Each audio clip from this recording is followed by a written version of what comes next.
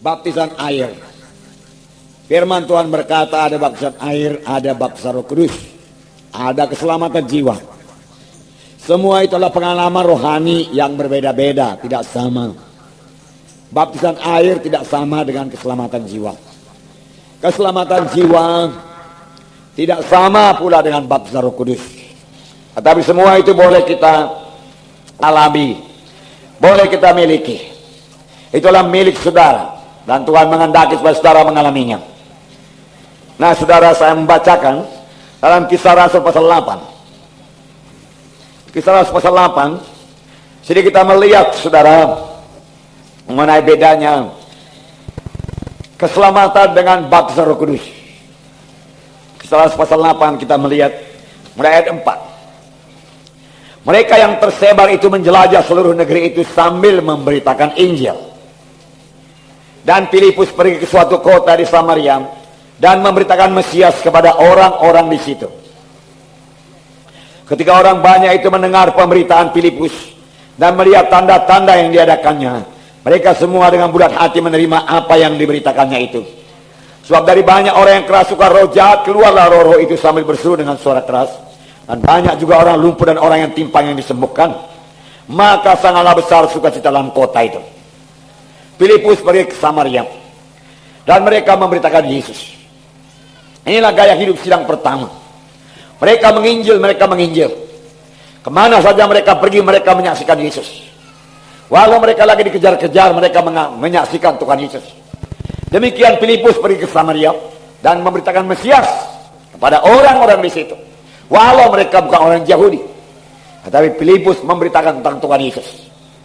Firman Tuhan berkata, tiap-tiap kali kita memberitakan berita tentang Tuhan Yesus, maka Tuhan selalu meneguhkan pemberitaan kita dengan kuasa dan tanda ajaib. Itu janji Tuhan. Kalau kita memberitakan Tuhan yang menyelamatkan, maka jiwa-jiwa akan selamat. Kalau kita memberitakan Tuhan yang menyembuhkan penyakit, maka Tuhan akan menyembuhkan penyakit. Kesembuhan akan terjadi dalam pemberitaan kita. Dan kita melihat di sini, ketika orang mendengar berita yang disampaikan Filipus dan melihat tanda-tanda yang diadakannya, mereka dengan bulat hati menerima apa yang diberitakan oleh Filipus. Jadi Filipus bukan hanya berkata-kata saja. Filipus juga memberikan tanda-tanda yang daripada Tuhan.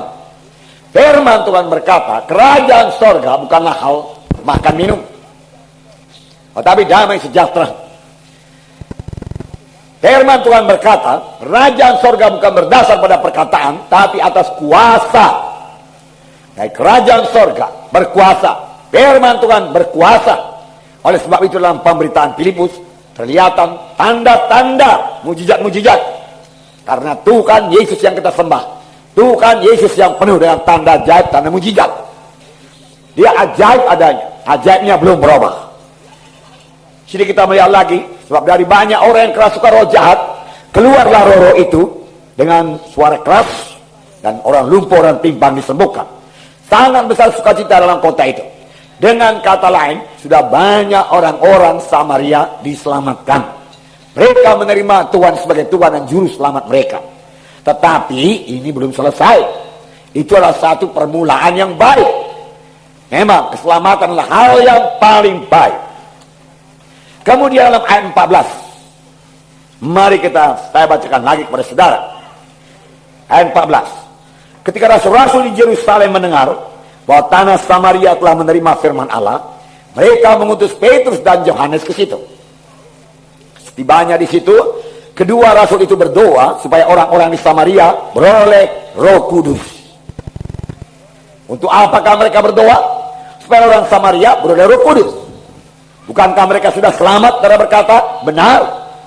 Apakah pada waktu kita selamat kita tidak menerima Roh Kudus? Kita selamat, kita lahir baru oleh Roh Kudus. Jadi, kita beroleh Roh Kudus. Tapi Roh Kudus yang kita peroleh itu, saudaraku, belum dalam segala kepenuhannya. Demikian sidang Samaria perlu kuasa. Oleh sebab itu, sidang Yerusalem mengutus Petrus dan Yohanes ke situ. Setibanya di situ, kedua rasul itu berdoa supaya orang Samaria beroleh Roh Kudus.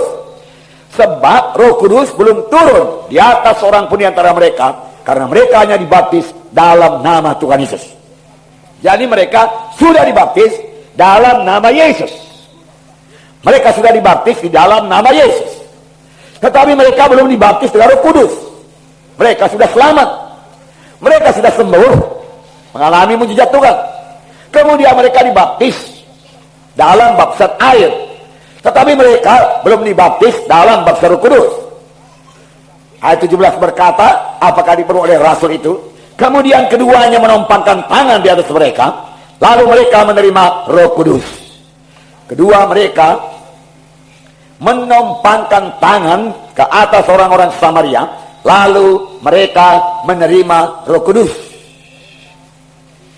Inilah baptisan Roh Kudus. Dan baptisan Roh Kudus ada tandanya. Kita melihat di sini dalam ayat 18. Ketika Simon melihat bahwa pemberian Roh Kudus terjadi karena rasul-rasul itu menompangkan tangannya, ia menawarkan uang kepada mereka serta berkata, berikanlah juga kepada aku kuasa itu, supaya jika aku menompangkan tanganku di atas seseorang, ia boleh menerima Roh Kudus. Berikan juga kepada aku kuasa itu, dia katakan, supaya aku juga boleh menompangkan tangan atas orang, lalu orang itu menerima Roh Kudus. Petrus berkata, binasalah kiranya uangmu itu bersama dengan engkau, karena engkau menyangka bahwa engkau dapat membeli karunia Allah dengan uang. Karunia Tuhan tidak dibeli. Karunia Tuhan tidak bisa dibeli dengan uang, tidak bisa dibeli dengan harta, tidak bisa. Karunia, kalau namanya karunia, diterima saja, terima. Nah, jadi Simon ini melihat waktu Petrus dan Yohanes meletakkan tangan, sesuatu terjadi kepada orang tersebut. Orang Samaria beroleh Roh Kudus.